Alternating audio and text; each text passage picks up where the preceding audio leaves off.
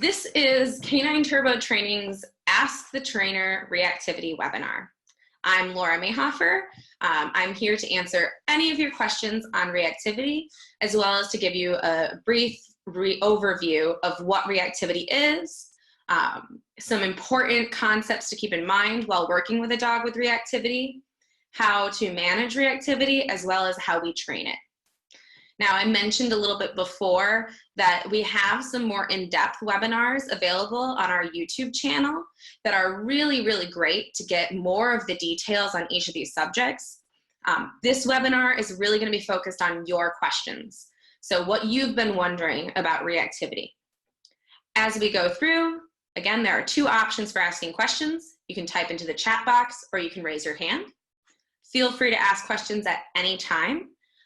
Even if I'm talking, you can go ahead and jump in with your question and I'll answer it for sure. This is going to be really for you and anything you want to know about reactivity.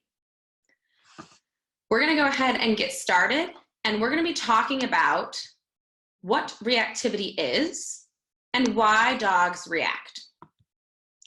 So reactivity we define as a behavioral outburst that's caused by a strong emotional response to a stimulus. So a behavioral outburst looks like something along the lines of barking, lunging, growling. We might see whining. The dog could just start bouncing. Any sort of really strong behavioral response to something that they're having an emotional response to is defined as reactivity. Now, reactivity is a little bit different from aggression. With reactivity, the dogs typically are doing a behavioral display, whereas with aggression, we often see intent to do harm. So those are kind of the differences between reactivity and aggression, although they can go hand in hand, which we'll talk a little bit about. So why do dogs react? There's two main reasons where we see dogs showing reactivity. One is when the dog is fearful. And this tends to be the biggest one. Most of the dogs we see who are reactive have some level of fear, even if it doesn't look like that at first glance. And there's another group of dogs who react because they are frustrated or overexcited or very aroused. So with these two different kinds of categories of reactivity, we see fear reactivity as a way for the dog to express that they need more distance. So they will bark and they might pull or lunge towards another dog or person or whatever they're reacting to. Sometimes we see it be bikes, cars, strollers, children, men. Whatever the dog is reacting towards, they are actually trying to increase distance. So this often doesn't look like it because the dog is pulling towards whatever it is they're fearful. What's happening really to the dog is that a lot of different stress hormones are released when they experience this trigger, whatever stimulus causes stress. And some of those stress hormones, such as adrenaline, are going to cause the dog to move in towards what they're afraid of. So if you've ever run into something scary, you can hear stories of people running into burning buildings, or for example, people who go onto roller coasters. Adrenaline brings us towards the thing that they're afraid of. So even if our dogs are fearful, they might be pulling towards what they're afraid of. That behavior, though, is a display that is trying to increase distance. So we find that if that thing moves away, the trigger moves away, the behavior goes away. We increase distance, the dog no longer has need for that behavior. Now, at that further distance, we sometimes see more obvious behavior or body language and behavior signs of fear. Things like now the dog is lowering their body, or now the dog is trying to move away. Fear can cause reactivity because of those hormones that are released, that adrenaline that pushes them forward. It is also really common when the dog doesn't feel like they can leave. So fear triggers fight or flight in an animal. For a dog on leash, they may have learned through their previous history that on leash, they can't move away. Flight is no longer an option, so our fearful dogs turn right to fight. And we see these barking, growling, lunging behaviors. Now, the other kind of group of reactive dogs we'll often see are dogs who are frustrated or overexcited. So here is where we get a lot of dogs who do great with other dogs off leash, or really like to see people at the park. But when you put a leash on and the dog sees another dog, we get this kind of barking, lunging, even sometimes growling. We might see whining, these behaviors that look very similar to our dogs who are more fearful. Now, this can happen because the dog is repeatedly seeing other dogs on leash or other people on leash, and they can't get to them. So over time, we get the effect that each time they see a dog, they get frustrated. And the dog is actually building up a negative emotional response to seeing dogs, even though they like dogs. So in these scenarios, these dogs actually will start to get more and more upset just seeing dogs, because they're having multiple experiences where they see a dog and they get frustrated. I wanted to go over there and I can't. Now, even our very, very friendly dogs in this overexcited or frustrated state can get into trouble if they do go up and greet. So we don't solve this by just having the dogs go say hello to everybody, because if they come in with that level of excitement, that arousal, or that frustration, when they get up to the other dog, they're probably not going to be using polite body language. So the other dog might get upset at them, or because they've seen dogs and been frustrated so many times in a row, some of these dogs no longer feel good when they see dogs. So as they go up, their frustration takes over. They're not likely to have a positive association or a positive experience when they're frustrated. So I think about it, if I'm having a really stressful or frustrating day, that's not a day I want to go out and do a lot of socializing. So with this kind of brief description of what reactivity is and why dogs react, what questions do you have on reactivity in general as a term, or why your dogs might be displaying these behaviors? You can ask questions by either raising your hand or typing them into the chat bar. I'm going to leave just a little bit of time after each slide for people to put in questions. If no one has any questions after a minute, I'll go ahead and move forward to the next one. I will mention that some dogs can feel conflicting feelings when they see triggers. So some dogs might be a bit fearful and also excited. Ooh, Danielle has a really good question. How do you know exactly which it is? Is it fear or is it frustration? It's not always easy to tell, but one of the ways we'll often determine whether it's fear or frustration is by increasing the distance for the dog, so bringing them way far away where they don't feel the need to react, and then looking at the body language there. So if you have a dog who's reacting at 20 feet and you back them up to 40 or 50 feet, what does their body language look like when they see the trigger? So some of these dogs might be actually real excited from that distance. They might look happy when they see the trigger. Or they might be trying to avoid it, looking away, trying to move away.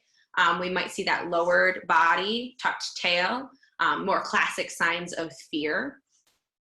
Now, other ways to recognize whether it's fear or frustration is how the dog responds when they are around other dogs or people in an off-leash setting.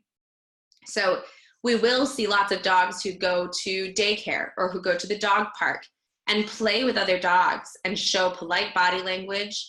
And for those dogs, we often will see on leash frustrated reactivity. I want to go over and see the dog. I love dogs. I want to get over there. So it has a bit to do with the history of the dog, their experiences with other dogs, what we know of those, as well as what we see in the moment. Some dogs might be scared of certain dogs and not others. So I'm not going to say automatically that they're not fearful unless they've had lots of positive experiences with other dogs. And I'm not going to say automatically that they're not frustrated if they're barking and lunging. I want to make sure that I'm just helping the dog feel better either way. The good news is, if it's frustration or fear, we treat it pretty similarly.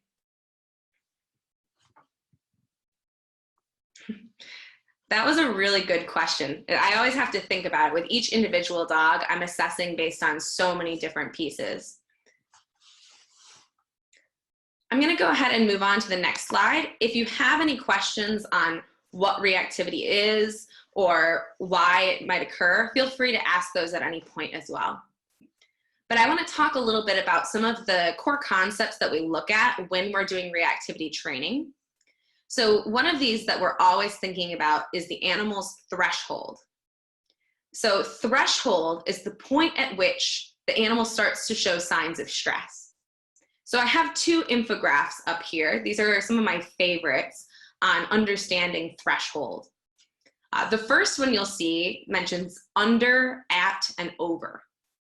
So it describes under threshold as the dog not showing any signs of fear or anxiety when presented with the stimulus.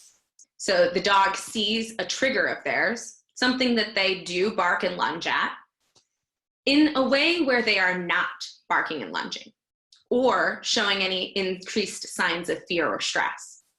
So for example, if a dog is out in a field and they see a dog all the way across the field on a sidewalk and they're able to look at that dog and look away and go sniff, that dog is under threshold. Now, at threshold is where the dog goes from showing no fear and anxiety to becoming aware of the stimulus and starting to show a little bit.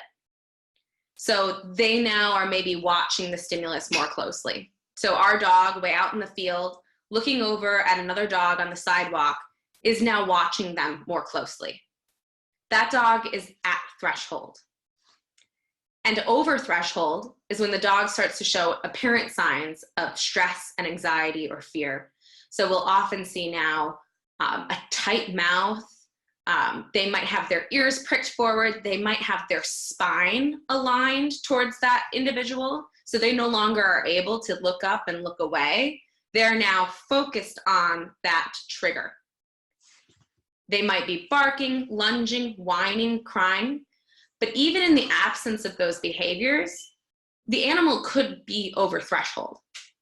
Some signals that the dog or other animal is over threshold is not being able to eat, not being able to hear you when you ask them to do things that they commonly do very quickly in that environment without the trigger present, such as looking at you or touching your hand. We'll talk about those behaviors a little later. Not being able to eat, not being able to turn away, even if the dog is not barking and lunging, those tell me that the dog is over threshold. They are experiencing emotional distress when they look at that trigger. Now, the other graphic kind of breaks down three different pieces of threshold. So threshold is dependent on these different things. Intensity. How intense is that trigger for the dog? So let's discuss in the case of dog-dog reactivity. Let's keep with our example of we have a dog, we're out in a field, and all the way across the field on the sidewalk is another dog walking by.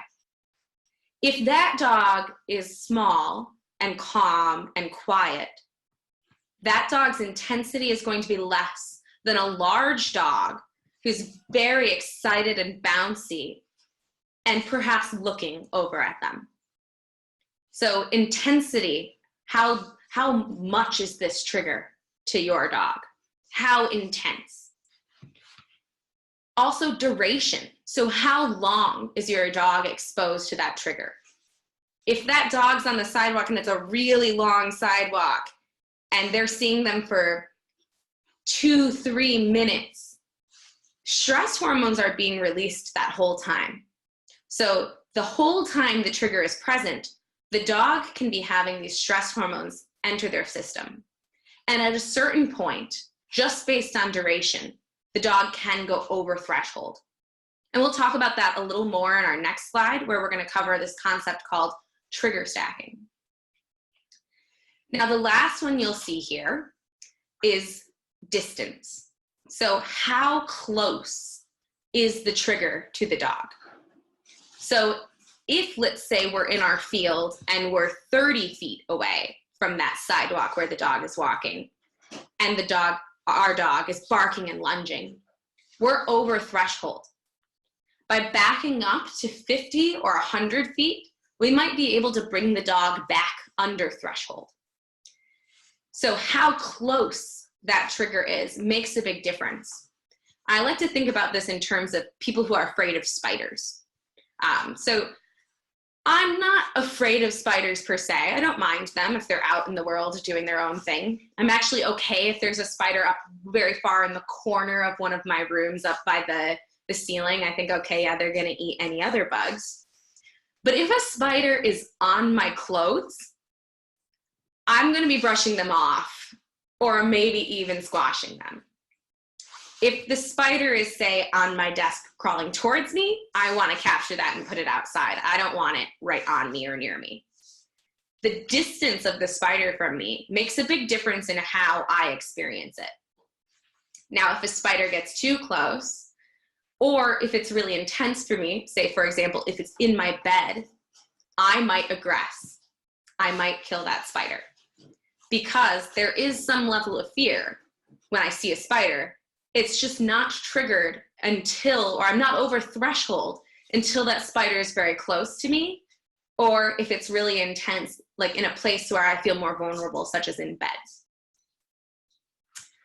Does anyone have any questions about threshold, what that is, or any of the ways that we assess where a dog's threshold is? We're going to bring up threshold more times as we go through this. So if you have any questions on threshold, let me know at any point. Oh, okay. Good question. So Danielle asked, when you answered my previous question about how we tell whether or not it's fear or frustration, are you wanting to back up to under threshold?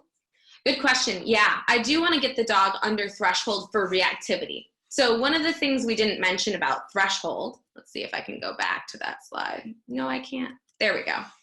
So one of the things I didn't mention on here is that there are different thresholds that animals will cross. So there is a threshold for reactivity, barking, lunging, those kinds of behaviors. But there is also a threshold for fear that might be at a different place. Some dogs will start to feel fear before they react. So what I want to do is bring the dog under their reactivity threshold, where they're not barking, lunging, staring, unable to turn, and see what does their body language look like. Are they comfortable?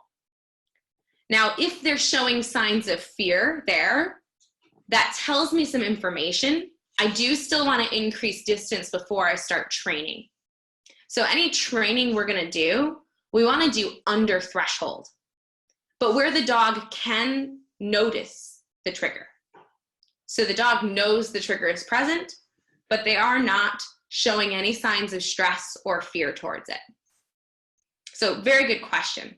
Yeah, I think about, there's different thresholds for each thing. So somebody might have a threshold for screaming when they see a spider, and that threshold might be different from their threshold for killing the spider.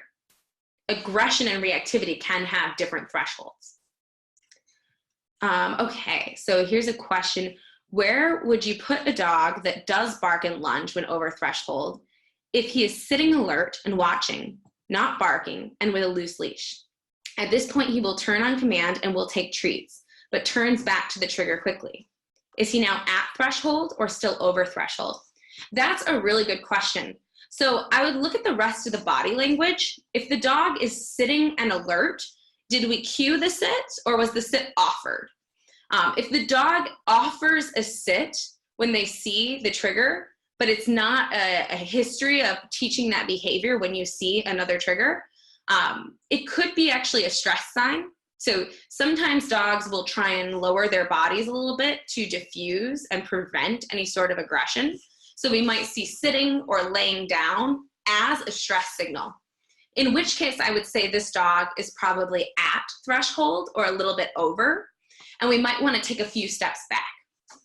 If the dog has learned that they're supposed to sit when they see another dog, and that dog is alert, but they're turning back and taking food, and then looking at the trigger, and then turning back and taking food, I might practice a few repetitions of training, which we'll talk about how we do that in a moment, and then increase distance a little bit further.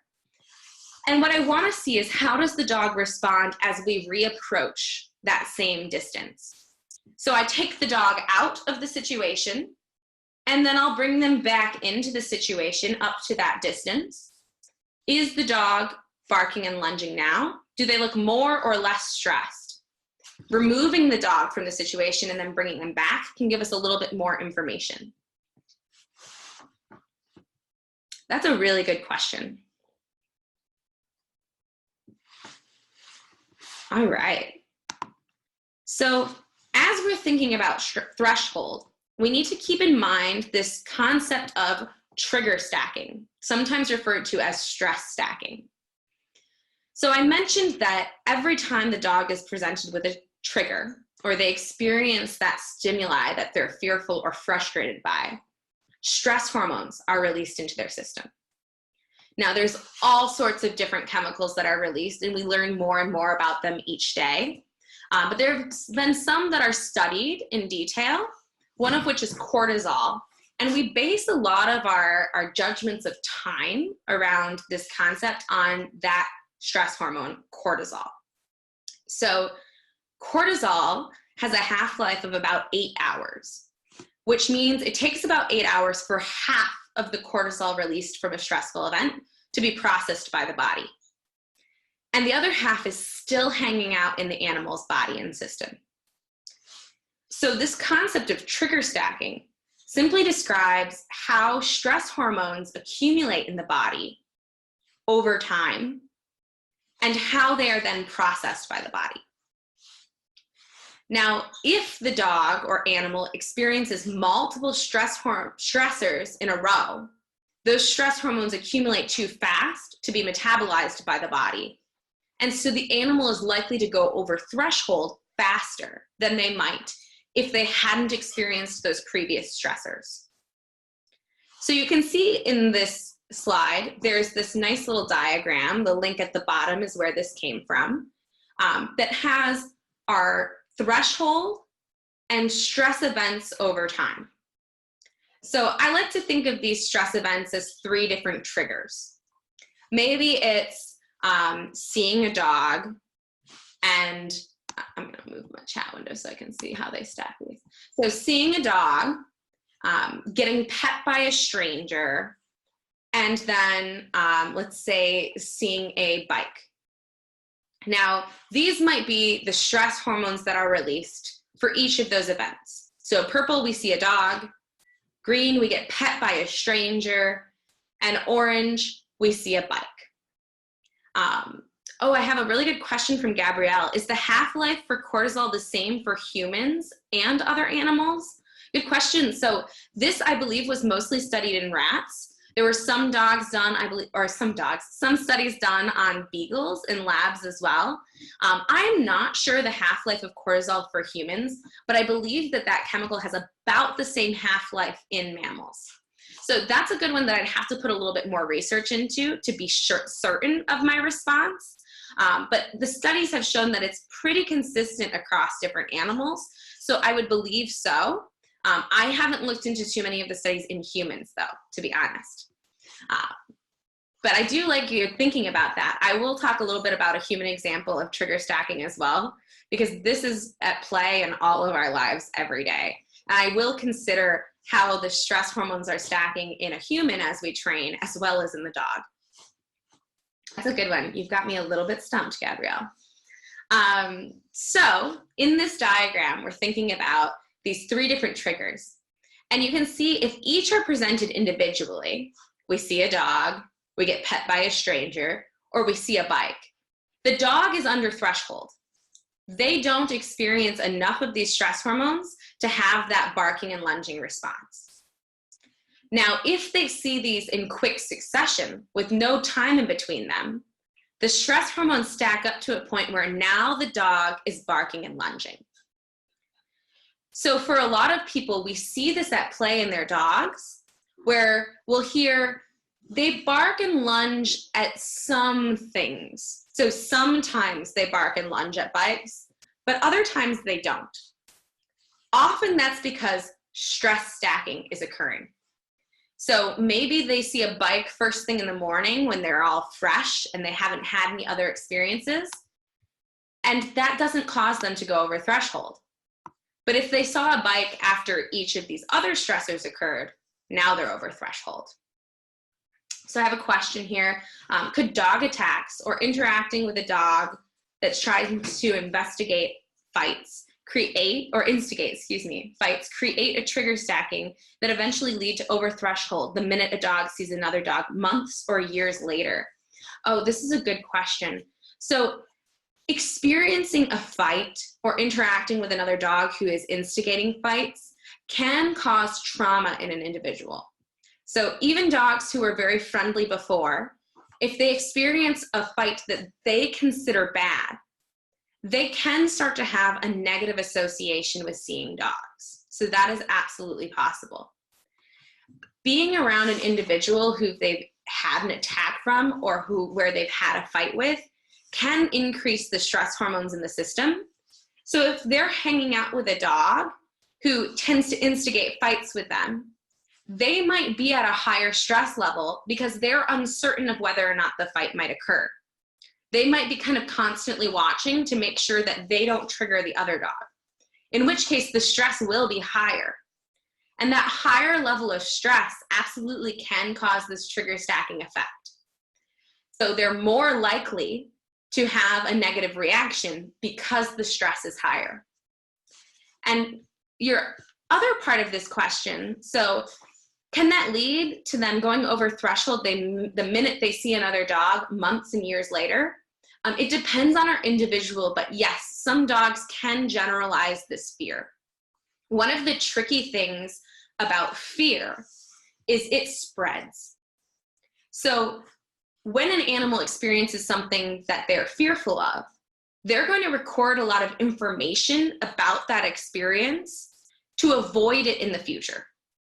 So if, say, they're on a walk and a dog runs out of a yard and attacks them, the dog might become fearful of a whole number of things. They might become fearful of dogs, just seeing dogs in general. They could become fearful of walks or of yards that look particularly like that, or of the leash, which predicted the walk, which predicted the dog attack. So they can have this effect where the fear spreads. We call this sensitization. And so if a dog experienced an attack from another dog or was around a dog who was instigating fights with them repeatedly, they could generalize that out to other dogs, and we might see this reactivity happen. Some dogs will not, though. So it depends on the individual whether or not they're going to sensitize or generalize their fear. Now, it also will depend on the dog's age and on their experience.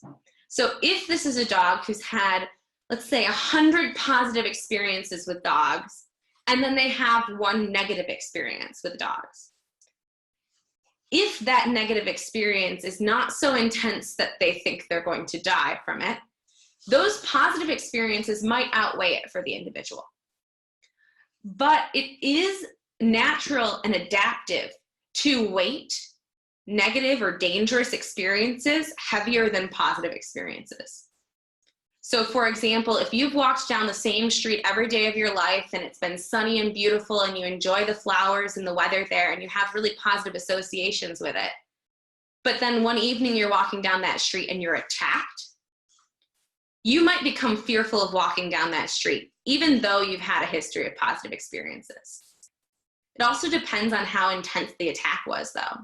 So if somebody came up and beat you up and took your keys, it's pretty scary, and that can be enough to do it.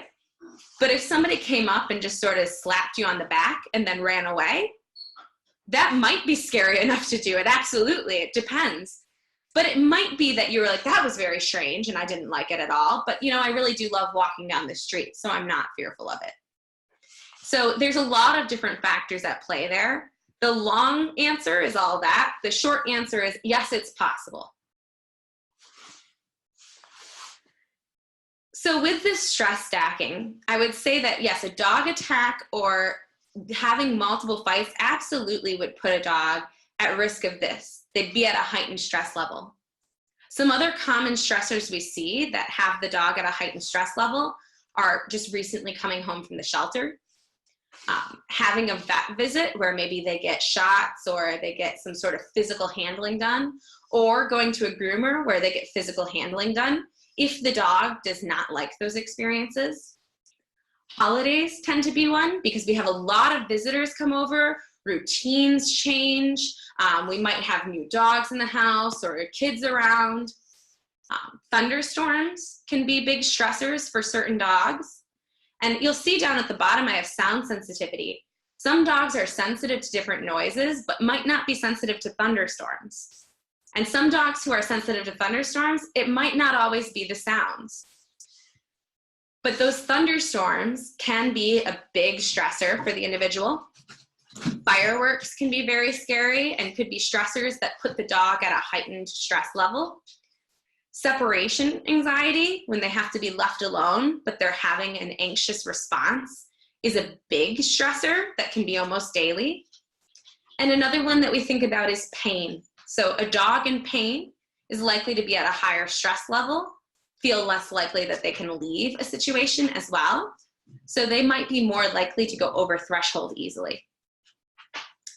Now with each of these, there's a good question. You may cover this later, but if you have a dog that already has multiple stressors, general anxiety, separation anxiety, is it best to get them started on meds before any training? Or is it best to start training at a really great distance and see if you can be successful without meds? Oh, really good question, Danielle. So whether or not it's a good idea to have the dog go on meds before training is going to be up to a veterinarian. So I would ask a veterinarian who specializes in behavior whether they think it's important for the dog to be started on meds right away, or whether it would be a good idea to start training first. One of the things you mentioned was general anxiety or separation anxiety. Now, since separation anxiety and general anxiety tend to be very hard to avoid, so for example, we can't just stay home necessarily with our dog all the time, although we might want to. And some people do find ways to keep their dog from being alone.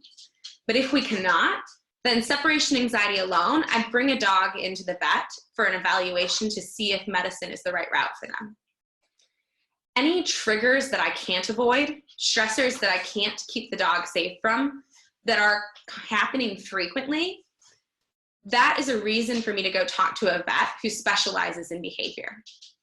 And if you're interested, if you want to have your dog checked out by a vet who specializes in behavior, feel free to reach out and we can give you some recommendations. There are some really good vets around this area who have lots of training in behavior, as well as we in Michigan, we have 3 veterinary behaviorists and they're all over here kind of close to us. So kind of close. I'm thinking about Lansing and Bloomfield Hills area. But meds are definitely not a last resort in our mind. They are something that we often do hand in hand with training. So I like how you phrased your question is it best to get them started on meds before training, or is it best to start training at a great distance to see if we can be successful? We will often start training and see if the dog can be successful if there's a place in the environment to start. So if, say, the dog needs 2 acres of land between them and another dog, but at that distance they can see a dog and train, and we're seeing them grow happier and happier, then we will absolutely train that way. But if we can't find an environment where the dog is comfortable and under threshold and able to train, then we absolutely do want to talk to a veterinarian who specializes in behavior about the possibility of meds, but also to rule out some sort of physical reason for the reactivity. Because as I mentioned here, these other anxieties, pain, sensitivity to sounds, all of these can be factored into what's happening with our dogs and can be one of the reasons we might be seeing these behaviors. So I think it's 2 slides from now, I do mention one of the first things I usually do is get a dog checked out by the vet. My personal dog, she started showing reactivity. She's an adult dog. I did get her from a shelter, so she could have a whole history of this. My first step was, let's talk to the vet. Let's get her cleared, make sure she's okay, and also see if they recommend medication. So really good question. All right, so with stress stacking and trigger stacking, one of the important things we want to do is help to reduce their stress load as much as we can. And we'll talk about that in the next slide. We'll be going, I believe it's the next slide, we'll be going over management, ways to reduce the stress so that we have a place to start training. Now, to give you kind of a visual that I like to do to think about stress stacking or trigger stacking, I think about us all walking around with a bucket in which we contain our stress. And every time we experience a stressor, we pour a big pint of stress into that bucket. There's a small hole in the bottom where the stress is leaking out. But if we're experiencing stress, too many stressors in a row, or stress too quickly, we get too many pints poured in there and our bucket's gonna overflow. That overflow is going over threshold. So we wanna make sure we're giving time for those buckets to empty before we add more stress in. And now the last thing I wanna mention on this subject is the fact that I said that cortisol has a half-life of about 8 hours, but there have also been studies that show it takes up to 72 hours for all the stress hormones of a very stressful event to fade from the animal system. So for example, on the holidays, or a vet visit, or a thunderstorm, it can take up to 3 days after for our dogs to get back to the baseline stress. We often see a lot of reactivity or even bites happen right after the holidays, when things have been really hectic and the dog has been extra stressed, and now something normal that they haven't ever bit for before, suddenly they're biting for, or suddenly they're reacting to. And that's because of these stress hormones, this stress stacking that they're experiencing. Does anyone have any questions about this concept of trigger stacking or stress stacking? I'm going to move on to make sure that we can get through the whole presentation, but I want you to feel free to ask your questions at any point. So I teased this slide already. How do we reduce that stress stacking? The main way we do this is by managing the environment so that we can set the dog up for success. So I think about a few different areas where I want to manage the environment. One of them is when we're out and about, and one of them is in the home. So when we're going out with our dog who has some fear or frustration, they're showing reactivity, I want to make sure that they're secured. So I will use multiple points of contact. And what that means is I will have multiple leashes. So when I go out somewhere where my dog might see a trigger, she's going to be on 2 leashes. I have one around my waist, and that is typically attached to what we call a martingale collar or a no-slip collar. A martingale collar tightens up just a little bit, not so much that it's going to choke the dog. It's not the same as a choke chain. It just tightens up enough that if the dog tries to back out, that collar cannot slip up over their head. The other point of contact is typically a 6-foot leash attached to a harness. And we really like to use harnesses because it takes the pressure off the dog's neck. If they were to go over threshold, I don't want the collar to be restricting their airway or causing any pain, because that can lead to greater negative associations. Every time I see a dog, I want to go towards them and then I feel this pain on my neck. That can make them start to dislike seeing dogs. And animals have this way of associating living beings with pain. So if they feel pain, the dog can think, you must have caused this. And they'll often do that to whomever they're looking at. So we can start to see this association that the dogs they see predict pain for them. So I like to use a harness. Another option if a dog is a really big puller is we will occasionally use head halters. Typically we use these for dogs who we can't physically hold back with a harness. My goal is not to have to physically pull the dog back or hold them back, but in an emergency situation, I want to make sure that the dog will stay with me for everyone's safety. The waist leash is my favorite for this because your waist is a really strong balance point. If a dog pulls on the leash while it's around your waist, you're less likely to fall over than if a dog pulls on a leash that you're holding up here on the top of your body. So we have a question. Can you talk about how to prevent a dog from sensitizing to things in their environment? Oh, this is a great question. So let's go back to the question of the dog who maybe had an attack in their past. And we talked a little bit about sensitization, so that fear starting to spread. How do we keep that fear from spreading? One of the things I'll do is I'll try and follow up any negative experience with something really positive as quickly as I can.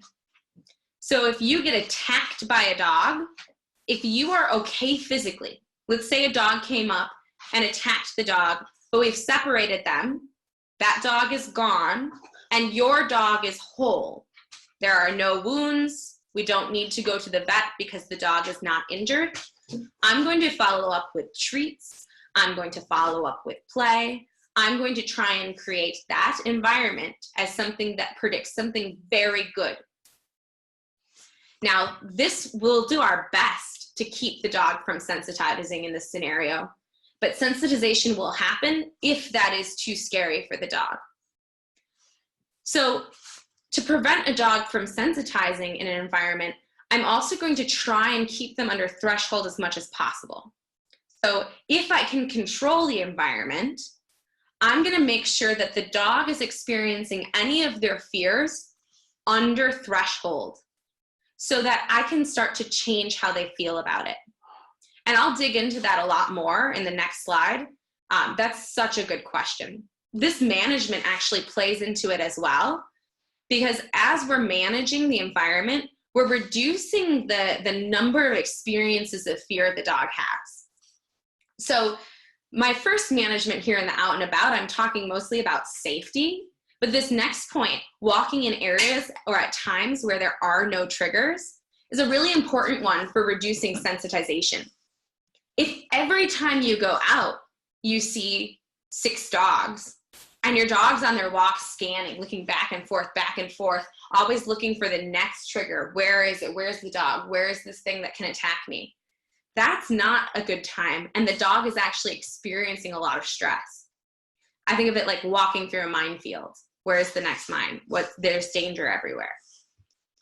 So I want to make sure the dog is going out and having experiences where they don't have to worry about their fears or the things they're frustrated popping up in the world. So going out to places where we're not going to see triggers. So for example, a large park where we can get tons of distance from any dogs we might see. Or if your dog is afraid of people as well, I think about going to places like, Jean Carew, a really wonderful trainer in the area, came up with this suggestion, taking your dog out to business parks after hours, where there aren't going to be any people or any dogs because you're in a parking lot of a closed establishment. Now, going to a place where there's grassy medians with trees, where your dog can sniff and explore, but you know there aren't any people or dogs in that area. Now, if there is a car or 2 parked, you know that a person's going to walk from a building to the car. That's all they're going to be doing. So I really love that as a place you can take the dog where we're not going to run into triggers. State parks can be really nice for this if you can find ones that have big open spaces. And then also going at times where you're not likely to see people or dogs. So for my dog, she was nervous of people and dogs when I first brought her home. And so we would go out to parks really, really early in the morning. So I would go out to some parks that I really liked at 6 a.m. and I'd take her out there to sniff and explore before other people were up. Sometimes 6 a.m. wasn't early enough. Sometimes 5 a.m. you have to go out. or maybe 10 p.m. after dark. We went on a few after dark walks. She's 90 pounds, so I feel pretty safe with her walking in the dark. But going at times or in locations where there aren't going to be triggers helps your dog understand that the world is not full of triggers. We can go out and experience smells and see things together without running into really scary things every time. Now, visual barriers can also be incredibly helpful. So a visual barrier is just literally anything we can put between us and the trigger so that the dog doesn't see it. With my girl, we've hid behind large trees before. So we were on our walk and a dog rushed a fence line. And so we crossed the street and went behind a really big tree and had a lot of snacks and waited for that dog to leave and then continued our walk. Now, cars and buildings can be great for this. So if I'm in a place where there's cars parked on the side of the road, I will time my movements so that my dog is not experiencing another dog across the street without some sort of visual barrier between them. So it's not so intense for her that she goes over threshold. Now, another safety tool that's really good to help our dogs with reactivity is a muzzle. Now, muzzles are useful for all dogs, and I recommend that all dogs are trained to love wearing a muzzle, but especially our dogs who show fear or reactivity or frustration towards other dogs or people. These can be great in situations that we can't avoid. So for example, a vet visit. If your dog is reactive to humans, it's really, really good to have them comfortable wearing a muzzle.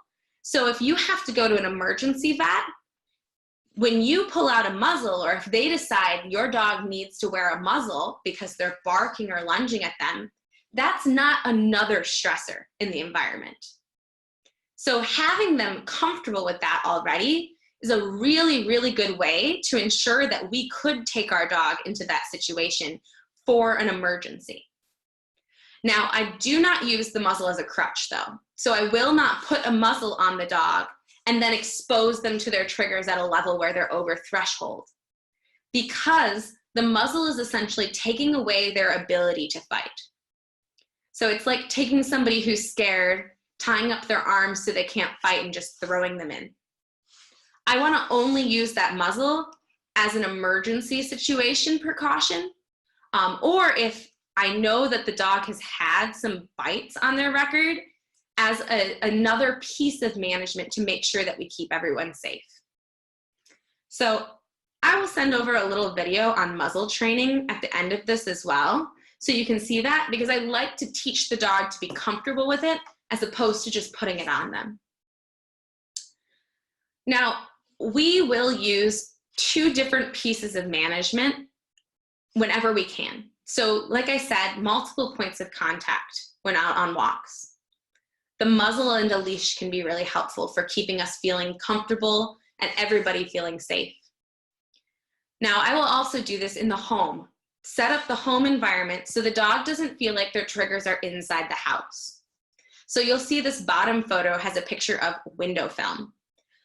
Window film is one of my favorite tools for dog training that's not actually a dog training tool. This is just a plastic sheet that you can put up over your windows. You spritz a little bit water on and it goes up static cling. It's non-adhesive, so you don't have to worry about if you peel it down, it's gonna leave stuff on the windows. This can be a temporary or permanent measure to help bring some peace into your household. In my old house, I lived in a neighborhood with a cul-de-sac where people would walk their dogs. I put up window film on every window that my dog might see triggers out of. And that brought so much peace to our house. I always like to tell this story because I purchased the window film the day before I got her, all ready to put it up, and then I got a little lazy. And in the first couple weeks, she never really looked out the window, so we didn't have a problem. And I had the window film. I could have put it up, but I, of course, waited until that first time she saw a dog out the window. And she saw the dog, and she went, "Ah!" And she jumped at the window, up onto the windowsill, knocking over about 8 plants, a few of which died, a few of which survived. She jumped off the windowsill into the middle of the room and body slammed the door, and then sat down and whined at me. And I felt so bad because I had something in the house already that could have prevented her from feeling that intense emotion. And I didn't use it until I needed to. And then that evening, my project was putting up window film on all the windows. We never had a situation like that again. She never felt the need to bark or whine or slam into the doors or windows for seeing another dog outside at that point. So here's a question. What if the guardian and the dog live in a city where houses are really close? They already have a privacy fence. The dog reacts to other dogs barking, even if he can't see them, and tries to go over the fence. Would it be best to start using a recording of a dog barking at a low level on a phone? Oh, this is such a good question. So if the dog is hearing the dog inside the house or inside the yard, one of the things I like to do is to provide another noise in the background. So my next thing here in this in-home management is music. So if we're hearing the dogs barking inside and the dog is going over threshold, I want to get some music going or a white noise machine or even a fan and put that near a window so that the dog isn't going to hear this barking as intensely. I think of it like if you drop a pan in a busy kitchen, people might hardly notice. But if you drop a pan in a silent kitchen, it's very startling. So by having that background noise, we reduce the intensity of hearing the dog barking. Reducing the intensity of the trigger can help keep the dog under threshold. Now, as for trying to jump the fence, fencing is a really important part of management. In our webinar, we have a webinar called Reactive Dogs Peaceful Home. I believe that's the title of it. Or maybe it's Explore More, Bark Less Peaceful Home. That is all about different kinds of management. And in that, Caitlin Thomas goes over a strategy for fencing. So there's a few different ways we handle fences when dogs are trying to jump them. If we are concerned that the dog might go over the fence, I want to either have that dog out on a long lead while they're out there so they cannot reach the fence or jump over it, attached to a harness just in case if anybody goes over. A second interior fence can also help. So putting a little bit more distance between them by installing a temporary interior fence. So there are actually two pieces of fencing between the dog and the neighbor dogs. And then another one that I think about a lot is what's called Coyote Rollers. So Coyote Rollers are things you can put on the top of the fence. We usually make them. So increasing the height of the fence a little bit, and we run PVC pipes along the top, and then larger PVC pipes on the outside of the smaller ones. So if the dog tries to climb the fence, they reach this roller that just spins that they can't climb over. So it's not going to cause any pain. It doesn't do anything to harm the dog, but what it does do is makes it so that it's really hard for them to actually get up and over. Because when they put their paws on it, it just spins. So those are like a genius little thing to use if you have a dog who's a really good climber. Now, they're called coyote rollers because they're used for coyotes in captivity because coyotes are very smart and very good at climbing out of enclosures. So the coyote rollers are one of the ways that people keep them in. Now, your next question, I want to save for our next slide where we're going to really start talking about how we train this. But the answer is, yeah, I like that. So using a recording of the sound. So, okay, we've got another question. Danielle, I'm going to come back to your question about recording the dog barking on the phone to answer it a little bit more in detail. Short answer, yes, love that. So if you had no other option but to walk past a trigger, usually only if I don't have enough area to put space between us, does it make the situation worse when you have them sit and give them treats until the trigger passes by? Or does it help create a positive association with the trigger? The dog itself will still focus and cry whine at the trigger, but doesn't attempt lunging like he would if he didn't have distraction like treats. Shelby, that's an awesome question. Now, if I can't get enough distance between myself and the dog, and I know my dog's gonna go over threshold, I will try and get a visual barrier between us if possible. That's not always possible. So what I will do is I will get as much distance as I possibly can. This often means that I'm cutting into neighbors' yards. So let's say there's a dog on the opposite side of the street and they're coming towards me and I'm walking towards them. So you see this is what our path would look like if we just walked straight. but I know as we get here, my dog is going to start to react. So as we start walking towards each other, I'm going to veer off this way. And what it's going to do is I'm going to show my dog we're not walking directly towards this dog. It's going to decrease some of the intensity of the experience. And once we get right across from each other, I'll start to walk back. So I'm only using as much of my neighbor's yard as I have to. And I know this is not always a possibility either. Because if there's a dog behind a window in this house or behind a fence here that's also barking at us, we might be in a tough spot for getting any distance. In which case, I don't usually cue a sit. So I don't want the dog to actually perform any specific behaviors if they're upset, because most dogs will think that they're getting treats for that behavior, not for seeing the trigger. For example, let's say you're afraid of spiders, and I'm trying to create a positive association for you between spiders and you. So every time you see a spider, I give you $100. Awesome, you might want to see spiders a little bit more, as long as you feel safe and you're under threshold. But let's say you see a spider and then I have you vacuum the floor. So you're vacuuming the floor while you're seeing a spider, and I give you $100. You can imagine what you might think you're getting paid for. Most people would think they're getting paid for vacuuming the floor. So in that scenario, I'm not going to ask the dog to sit, but I will feed treats. So I might feed them a whole handful of treats, one after another, after another, after another. Another is a game I like to play. It's called Find It. So Find It is a game where I just say, find it, and I throw a bunch of food on the ground for the dog to sniff out and find. Usually it's like 5 or 6 pieces of food. And I might do a lot more if I know that the dog is right across the street from another dog. I want to make sure that the dog knows they're there though. So if my dog sees another dog first, and I know that dog is moving too close, I'll say, find it. I'll put treats right in front of her nose and then toss them on the ground. It provides a distraction and an alternate behavior for her to do. She can now sniff and search for food, as opposed to staring or whining or lunging at that other dog. But it is a food gathering behavior, as opposed to one where she has to use impulse control, holding her body in a sit. So that's a really great question for those situations where we just can't avoid it. Now, I'm also going to try and get the dog out of there as soon as I can.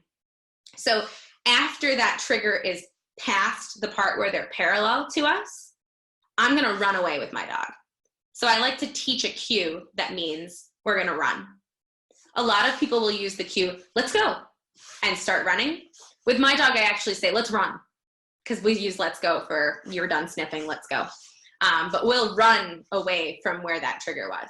So if we have the same scenario, I can't go into this yard because there's a dog barking. So we're going across from each other. I'll say, find it right here. I'll feed my dog tons of food on the ground. As soon as that dog's passed and my dog has eaten all her treats, we'll say, let's run, and we run away. So I'm trying to keep the exposure as short as possible.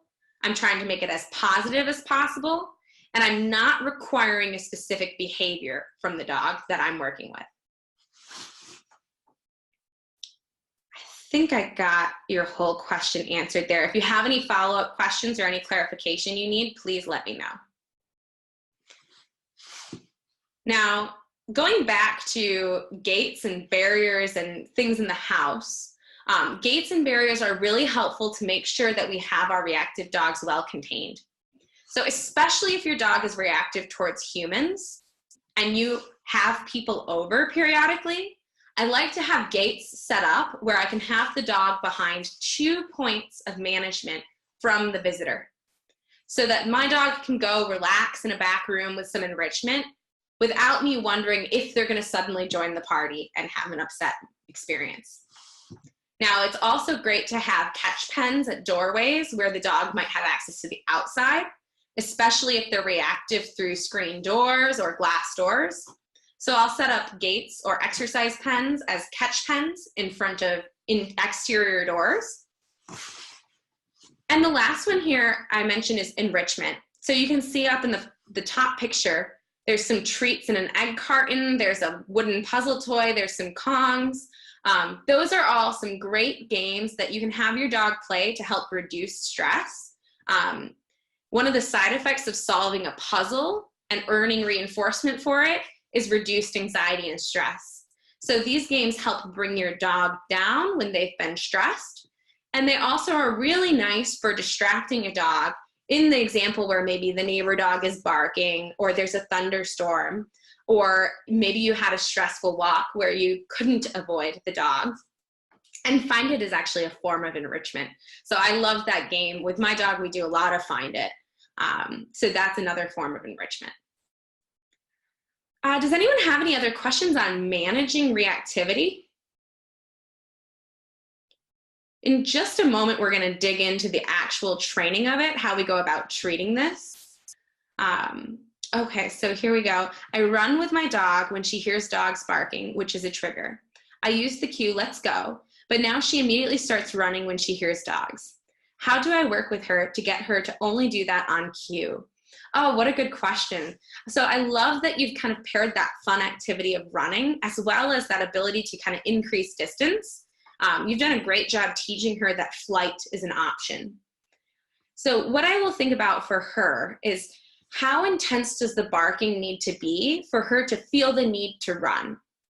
So this actually, we can go back to Danielle's question earlier about barking dogs as well.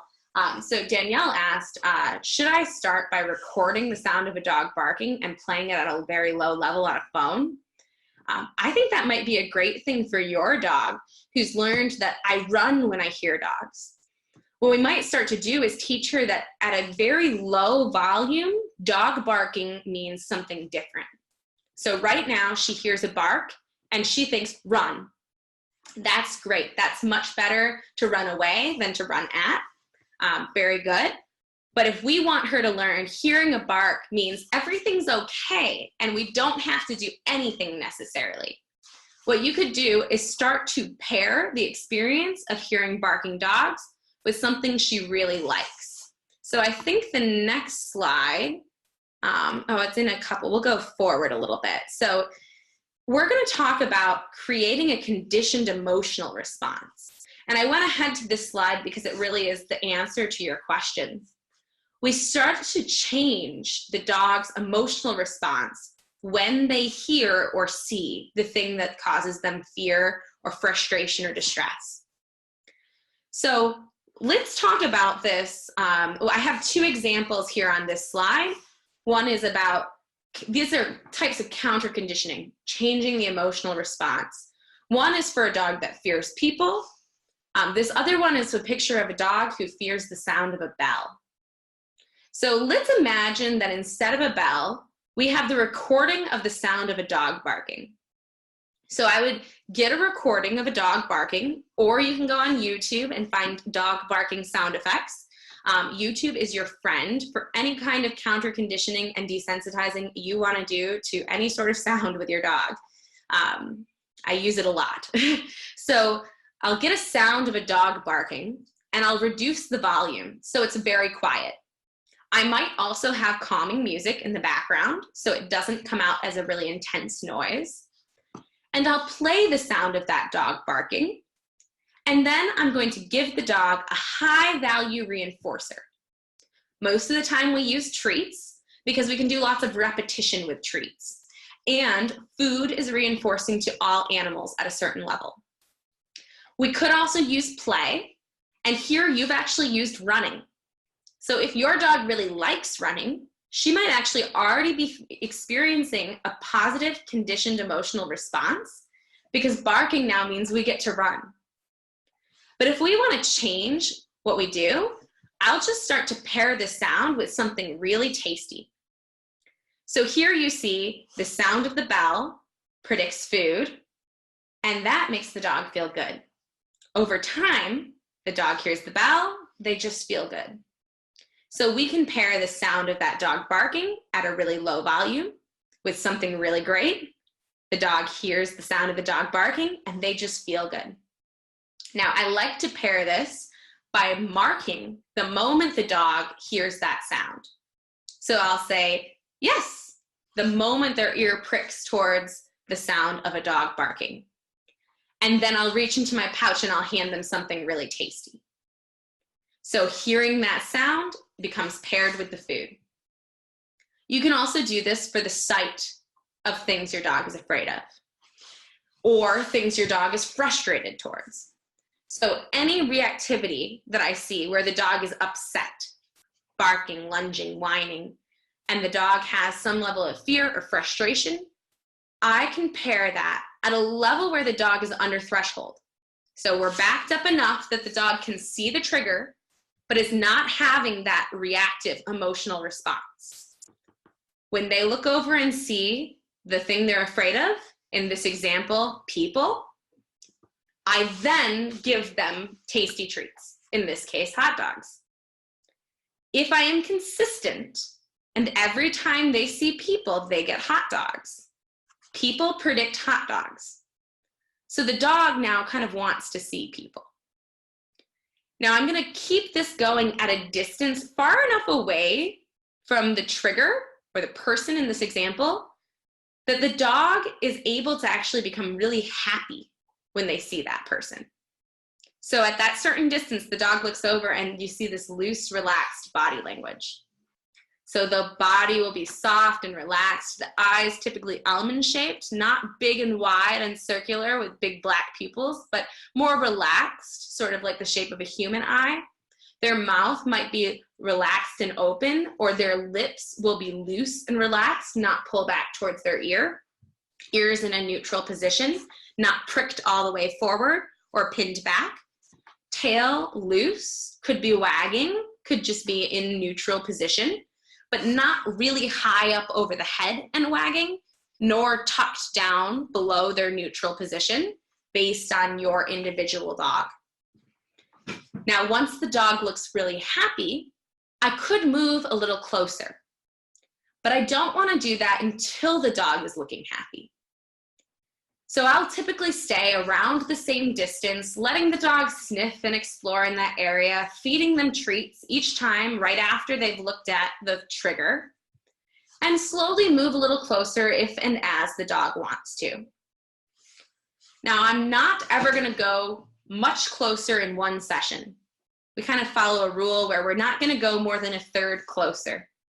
We want to make sure the dog is staying under threshold and not experiencing those moments of distress, so that we can truly pair that trigger with good things without having that creeping sensation of anxiety, fear, frustration, or overexcitement. So that is how we train when a dog is fearful or frustrated. If they're upset, we want to change the emotional response. And I think for your girl who's learned to run, this would be a step I would take now. Starting to teach her that at a very quiet level, hearing dogs predicts good things.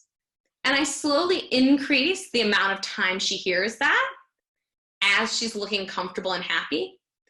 And then I might increase the volume as long as she's still relaxed and can hear it without showing signs of distress.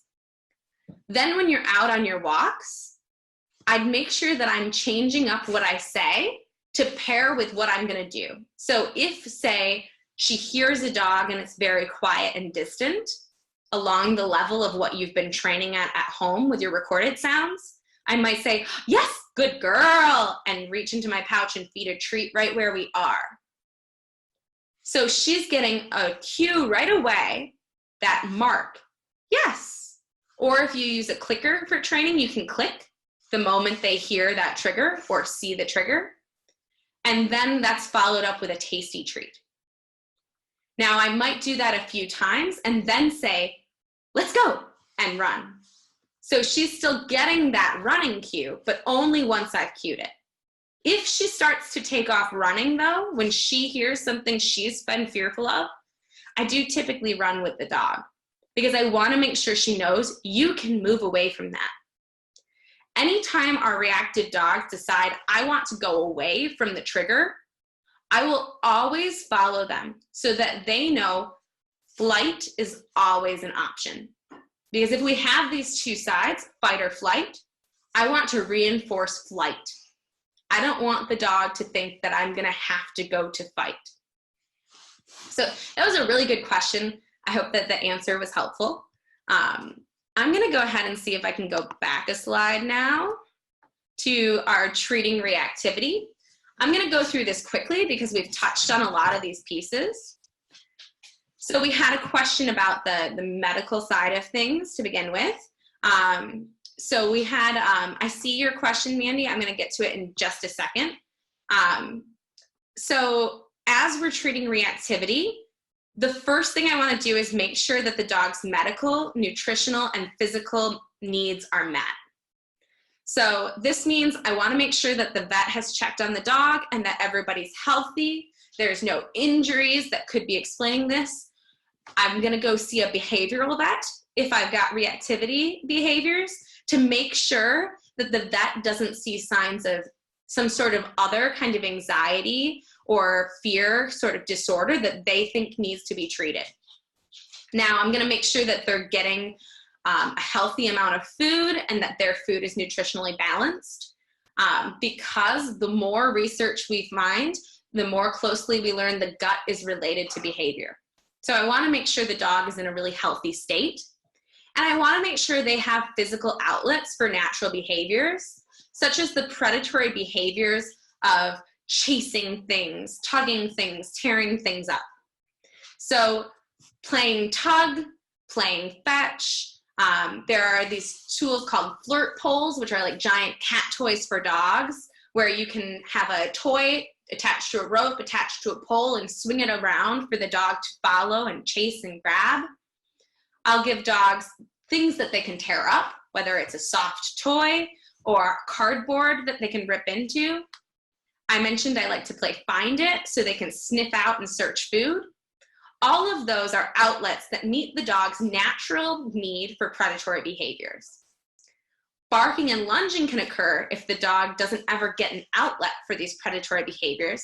They might start to view different things on walks as something that they can do these behaviors towards. I can chase you, so we get some lunging. Now, if all the dog's needs are met, I move on to my training. So what we were just talking about, and what we'll go back to for Mandy's question, is our counter conditioning. When the dog is upset, I want to change the dog's emotional response to their trigger. So at a distance where the dog is under threshold, I pair whatever it is they're afraid of or frustrated by with something that they really like to create a conditioned emotional response that is positive. Now, lastly, once the dog is happy and likes the thing they're seeing, I will teach them an alternate behavior. So this might be walk right by, or have a look at me, or touch my hand. And we'll talk briefly about each of those as well. So that's kind of a general overview of how we treat reactivity. Now, going back to this slide, we had a question on it. When a dog has fear of people, who do you have deliver those treats? I've seen trainers do it both ways, handler delivery, stranger delivery, but I feel the stranger giving treats is potentially dangerous. Mandy, this is an awesome question and a perfect point. Thank you.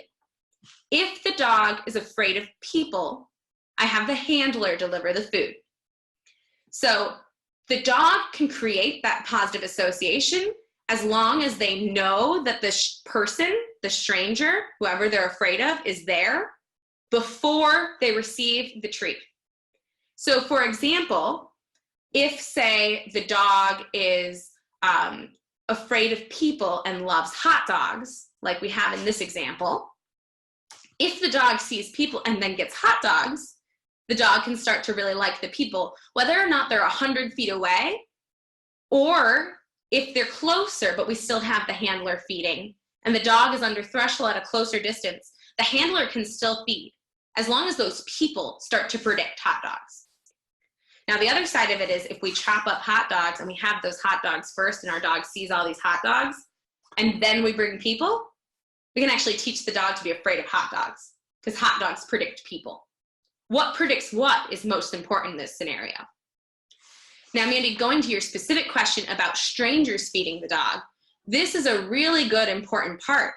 Because strangers who reach out and hand feed a fearful dog, I think of this like, let's say you walk through a parking lot in the evening every night, and there is a big white van parked there. That big white van is kind of scary, just in and of itself, at least to me personally. When I see big white vans with blacked out windows, I think kidnapper, scary. It's just a connotation. So I think that thing's a little creepy. But now if somebody came out of the van and said, hey, I've got candy in here, that thing just got 10 times creepier. That's definitely a trap. But let's say that big white van is parked out in that parking lot, and whenever I see it, right after I see it, on the other side of it, there's an ice cream shop. And I go to that ice cream shop every evening. So I see that white van, and then I see the ice cream shop. What can happen is I see that van and I start to think, oh yes, I'm so close to the ice cream shop. I love it when I see that van. Way less creepy, even though the ice cream didn't come from the van. So I want to make sure I avoid being that person getting out of the creepy white van offering candy.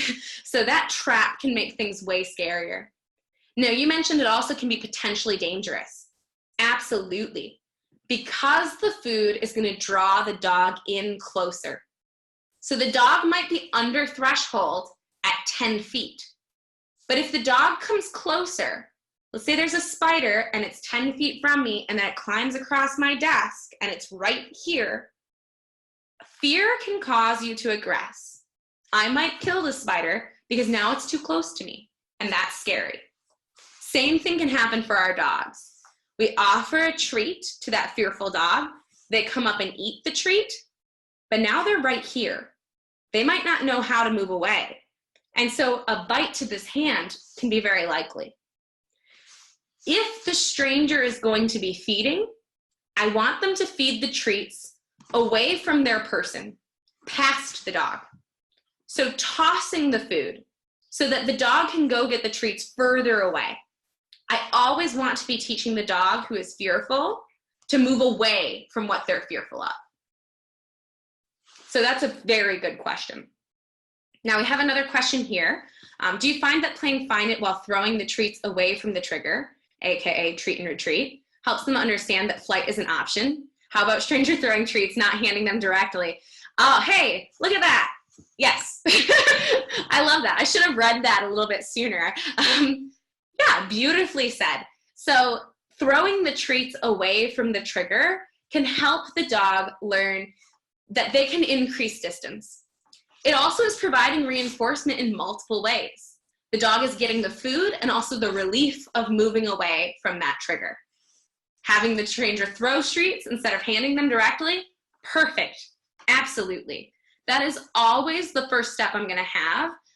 If a stranger wants to feed the treats themselves, I will not have them hand feed. They can toss the food away behind the dog. Now, I do like to have my management in place here.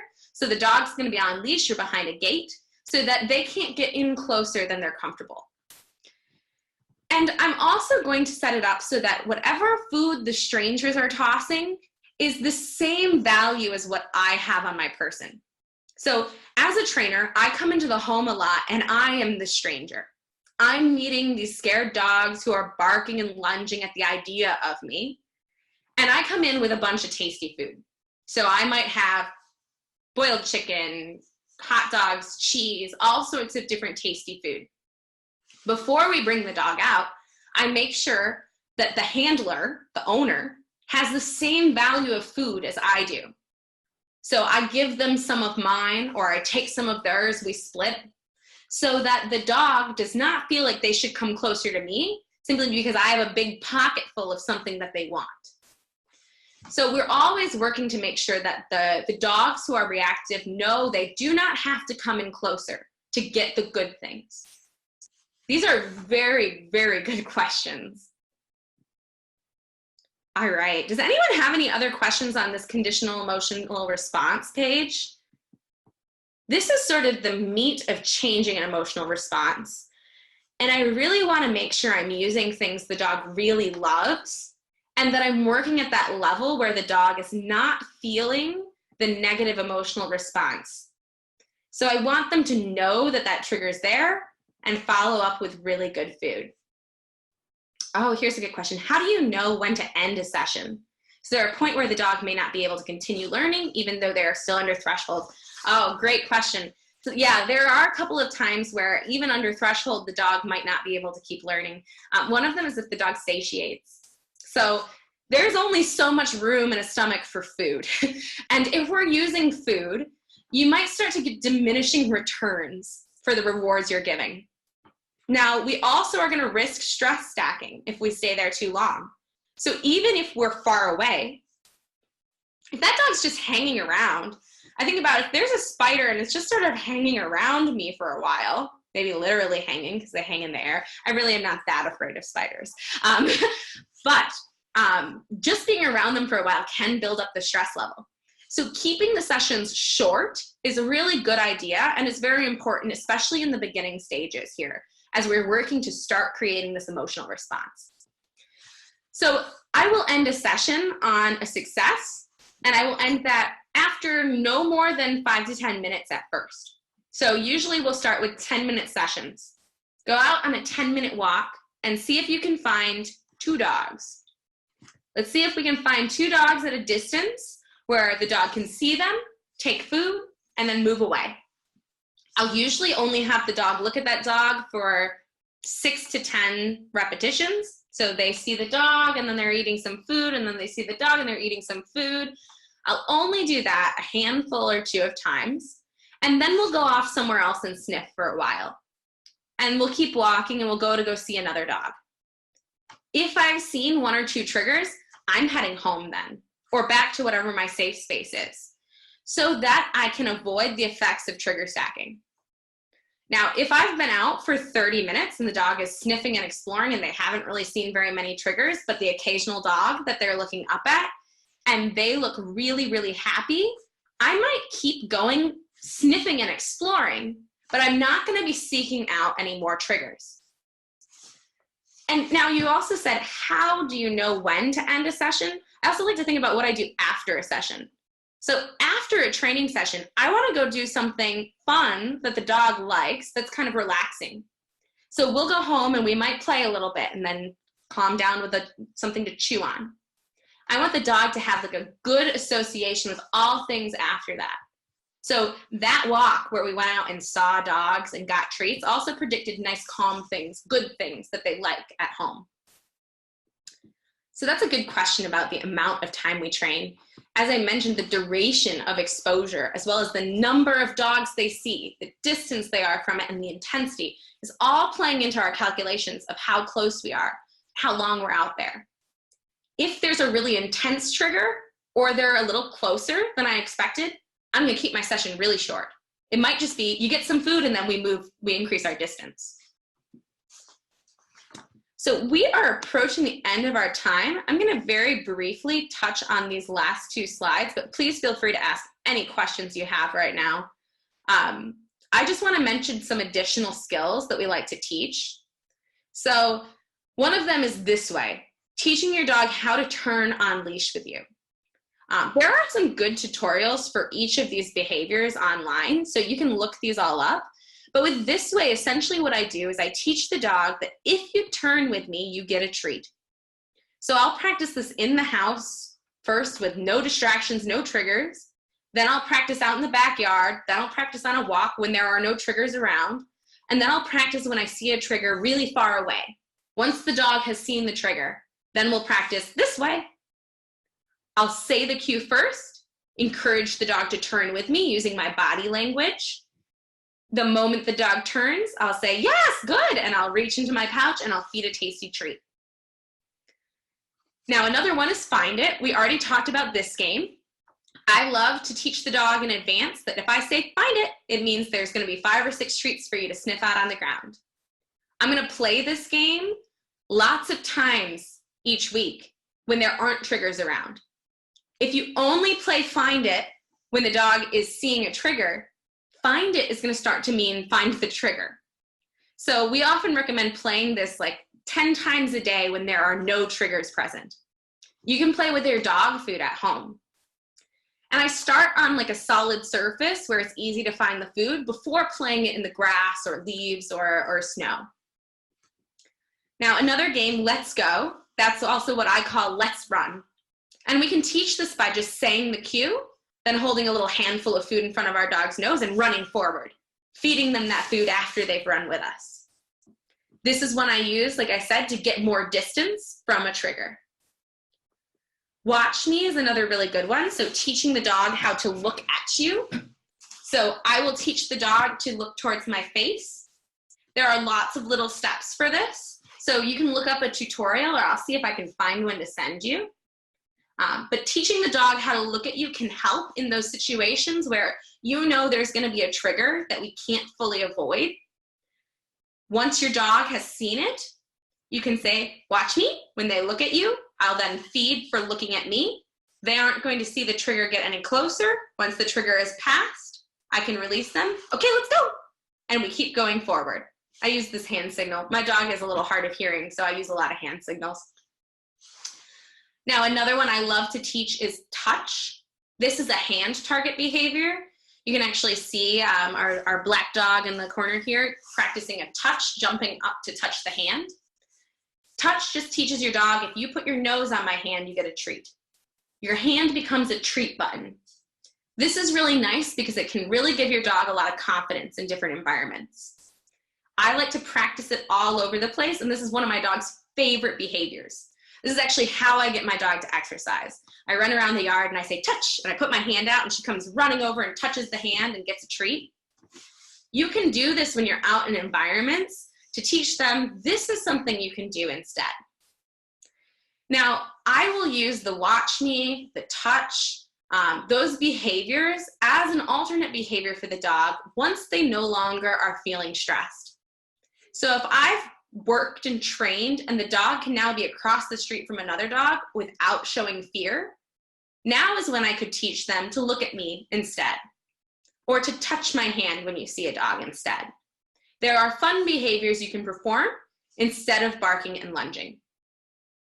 Now, this is also some good skills you can teach a dog who is just overexcited when they see another dog.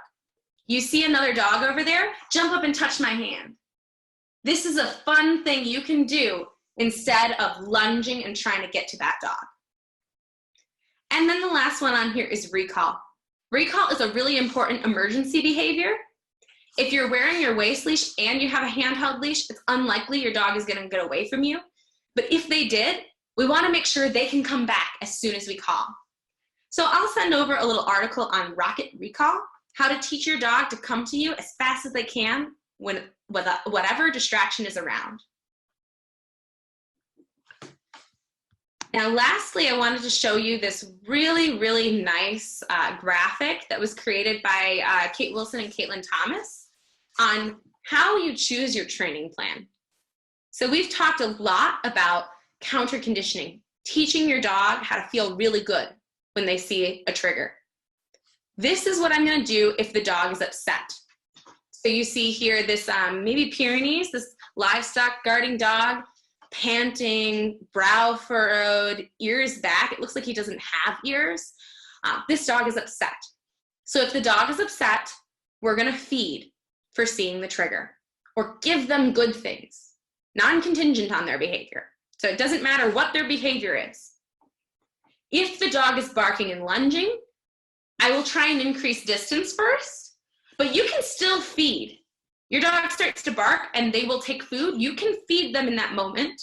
It is not likely to increase the barking because the barking is a symptom of an emotional response. It will be harder for them to learn in that moment though, because they are experiencing such a strong emotional response. Now, the other example over here, Maddie's son, she is happy. She's just feeling good. And she wants to bark and yell and chase things. She's a cattle dog, and cattle dogs are bred to bark and run and chase things. So she's feeling really good when she's barking and lunging at an animal. Then we can teach her to do something else. So LAT means look at that. That's the game where they see the trigger and they get a treat. They see the trigger and they get a treat. So we could teach Madison, you see a trigger, turn over here for a treat. We could also practice having her watch us. Oh, you saw a dog? That means look at me. Just like you taught your dog, Mandy, you said, I think you taught the dog to run when they hear barking.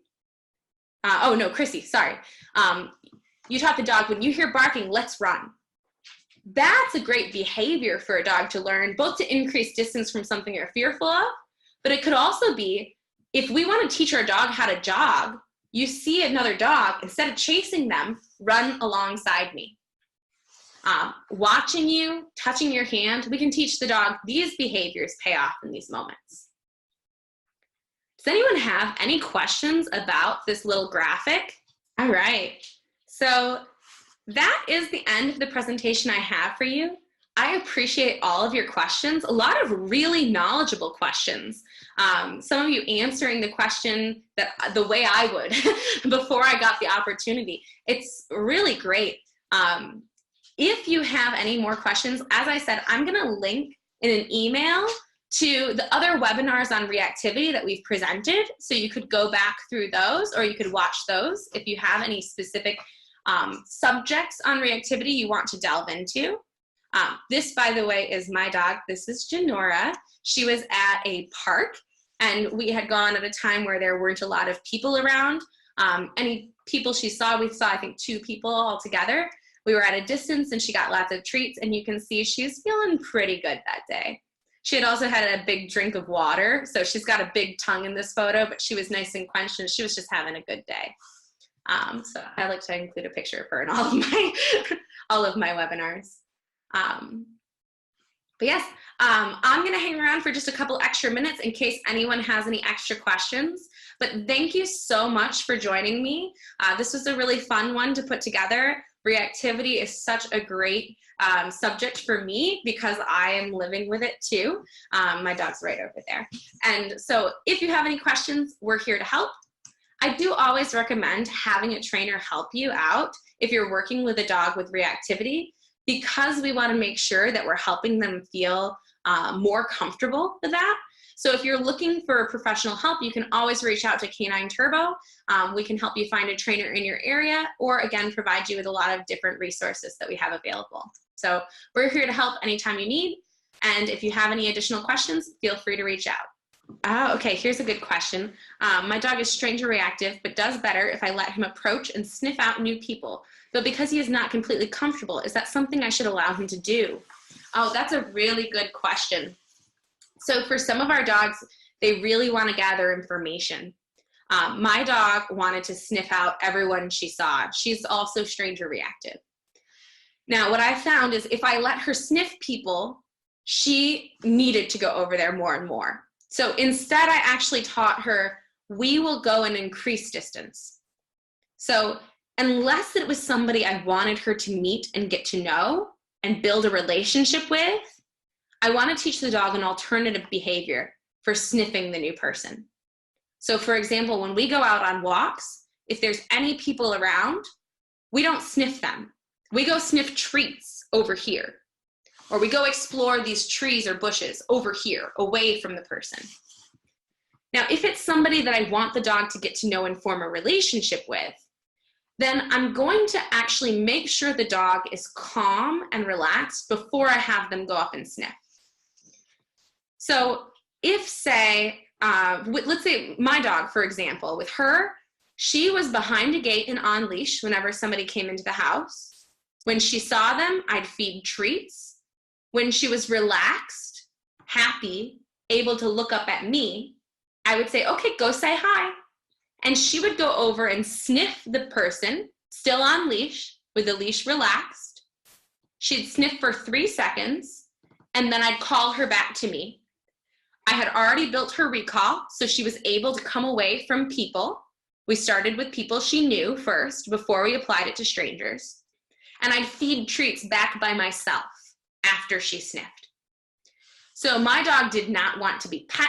She did not want to engage with them, but she did want to gather information from them. She wanted to smell them. So I would allow brief sniffing. The human was instructed not to pet, just to say, oh, hi. My dog is mostly afraid of hands. If the dog is still upset, though, I do not have them go sniff. because the dog is making a decision in the moment and they're very close, the likelihood that we could have some sort of aggression is a little too high for me to risk. That's a really good question.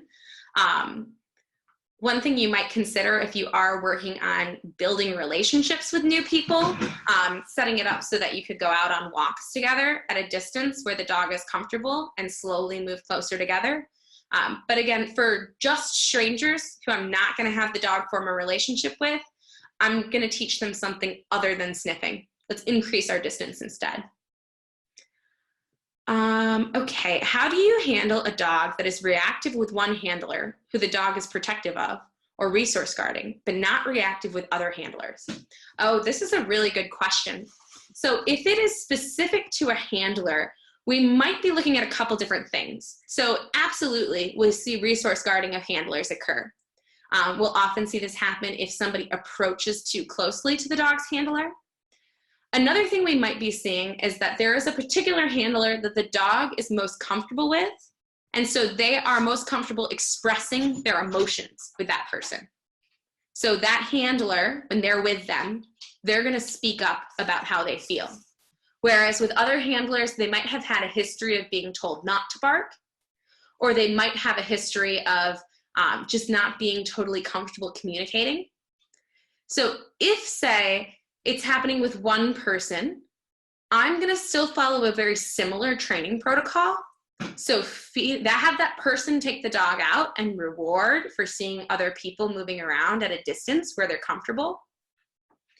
If it is specific to someone approaching, dog or person, I'm going to practice really far away, having that dog or person approach, and then the handler feeds the dog.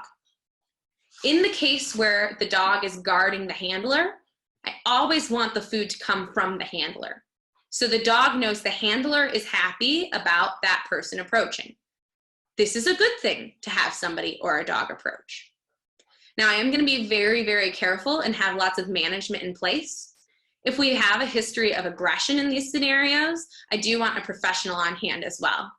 It's a bit tricky when the dog is resource guarding as well as fearful of an approach. So I'd want to make sure that there's somebody helping to read the dog. Now, again, I want to make sure that food comes from the handler and that we're at a distance where the dog is not showing the reaction. That's a good question. Okay, does anyone have any last minute questions? What about shelter dogs who are trigger stacked already? Yeah, okay, so 3 dogs, one is anxious. So these are 2 questions. So about shelter dogs that are trigger stacked already, I want to give that dog some time to decompress first. So I'm not going to go out and do reactivity training with a dog who's just come home from the shelter. Now, if I'm working with a dog in the shelter, I want to make sure that I'm giving that dog enrichment between exercises and that I'm working on really small pieces. So you see a dog very briefly and you just get food the whole time that dog's in view. Having the dogs in the shelter have music playing for them, having enrichment for them to go back to in their areas, in their kennels or rooms, all of those things can help. I think we do not have a webinar right now specific to shelter dogs, but we do a lot of dogs in shelters. Oh, they have to walk past other dogs in kennels. If you can feed the whole time they walk past, I would feed the whole time they walk past. So handful of food, and I roll them out one at a time into the dog's mouth the whole way past. So treats right in front of the dog's nose, treat, treat, treat, treat, treat, the whole way past that line of dogs. Okay, so I'm going to go up. So I have 3 dogs. 1 is anxious, so have some fear reactivity. 2 feeds off anxiety and becomes reactive. 3 has stranger danger, but only in the presence of dog 2. Actually looks at dog 2 to see what he should do. How do you train a group since it takes the group to get the reactivity? Good question. So I'm actually going to take each dog out individually first and make sure they're really comfortable first. So I would train dog 1 who's anxious and has some fear reactivity and get them comfortable in that setting. If dog 2 feeds off the anxiety and becomes reactive, I'm going to probably train them separately as well. They'll probably be able to go a little bit closer. They might move a little bit faster through training. And the stranger danger in dog 3, but only in the presence of dog 2. That one I'd probably need a little bit more information on. If it is moving in too close and showing aggression, I want to make sure that we have management in place so that the dog can't approach that close. If it is reactivity that we're seeing, but only in the presence of a certain dog, it could, again, be the confidence of having numbers. So I want to train each dog separately on their emotional response. And then what I'd do is I'd probably bring them together, 2 dogs together at a time with 2 handlers, and I'd follow the same kind of training. So you see a dog or a person at a distance, you get food. And I have 1 handler on each dog so that there's no possibility of redirecting on each other, and we have enough hands to do all of it. Now, when we get to having all 3 dogs out, I do, again, still want 1 handler for each dog. We'll probably be at a further distance the more dogs you add, because they now have the distractions of each other. But I do always train the dogs individually first before bringing them together. That's a good question, and sounds like you've got a really good read on each of your individuals. So you kind of recognize who's scared, who's anxious. You see the pairings. You've been doing a really good job of picking up those patterns. If we can get each dog feeling good about their triggers, then as we combine them, we should see less of that general anxiety and reactivity. When you change the environment, though, we sometimes do see increased reactivity, so changing the dog or changing the setup. So I want to start at a further distance. Okay, so 3 is fantastic with strangers when alone, but the excitement level is so high with the other dog. Yeah, so I might add in some management. Practicing having 2 walk up calmly and get treats for seeing people and then move away. Same thing with 3, so that they have this relaxed approach. So that way they both kind of know how to greet in a relaxed manner before bringing them both together and having them greet. Okay, Shelby, what if your dog is reactive to other dogs but is fine in pack walks? Does that just create trigger stacking and make the situation of the dog itself worse, even when they seem okay? That's a really good question, Shelby. So we'll see this in pack walks as well as in kind of daycare scenarios, where some dogs are more reactive when they are alone than when they're in a large group of dogs. So if your dog in a large group of dogs on leash is not reacting, there could be a few reasons. And one of them is a result of what's called flooding. So if there are a lot of triggers around and the dog doesn't see a way to leave, but also they're very social creatures, so they have an idea of what would happen if they got into a fight. Some dogs will not respond with that reactivity because they know that if they do, we could get a whole pile of dogs. So we sometimes see that behavior. They get quiet in those settings. What I look at today, trigger stacking situation, and it's getting worse, or if it's better, is what does the dog's behavior look like after that? How do they respond when they go home? What about the next time they see a dog? If we're seeing reactivity on their own increasing, but they're quiet during those pack walks, it could be that they're only quiet during the pack walk because there's so many individuals around, they don't feel comfortable enough to express it. That's often the case with shelter dogs when we first bring them home. They're not expressing loudly how they're feeling yet because they aren't comfortable enough to communicate it. Reactivity, barking, growling, all of that is communication, and they need to feel comfortable enough to actually express it. So for example, when I first brought my dog home, she wasn't barking and lunging at people at first. She was actually just stiff, and she would stare at them as they walked past. And occasionally I'd see the fur on her back go up. So we call it the hackles going up, or a paleoerection. Her fur would go up, but she wasn't barking. It wasn't until the second week, I think, that I heard her react, barking, lunging the first time. And so for her, she had to kind of get comfortable enough to trust me to hear her before she felt like she should react. And here in this situation, it doesn't sound like she's not comfortable enough to tell you. It could be simply there's so many dogs here she doesn't want to start anything. Or it could be that when there are so many dogs, it reduces some of that social pressure because all the dogs are busy doing different things, and she's not actually feeling as much anxiety. It's really hard to tell until we take the dog away from the situation and look at how their behavior has changed. Is she more reactive or is she less?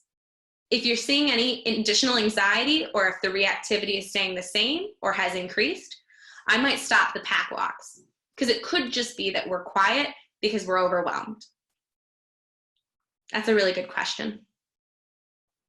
What I might think about doing, the pack walk is usually just 2 other dogs, both excitable pups, but once we start walking, he acts the same. So it could be that when they first greet, they don't really have anything to do, and so they're uncertain, and we get some barking and overexcitement, and then once we get moving, there's things to do, so we have sniffing that can occur. What I might do is spread the dogs out a little further so that they can sniff and explore new areas and feed treats for seeing each other and slowly decrease the amount of space between them until we're all walking together. But if they're barking, lunging, any of those kinds of whining, growling, urinating, those kinds of things, I want to have them a little bit further apart first and make sure they're comfortable before I bring them all close together. All right, everyone, unless anyone else has some questions, I think we're going to go ahead and end here. Thank you so much for joining me. I loved all of your questions. We'll be doing more Ask the Trainer webinars coming up. I believe we have one on play in either 1 or 2 weeks. Play is a subject particularly dear to my heart. So if you have any questions at all after this, feel free to reach out to Canine Turbo or to send me an email.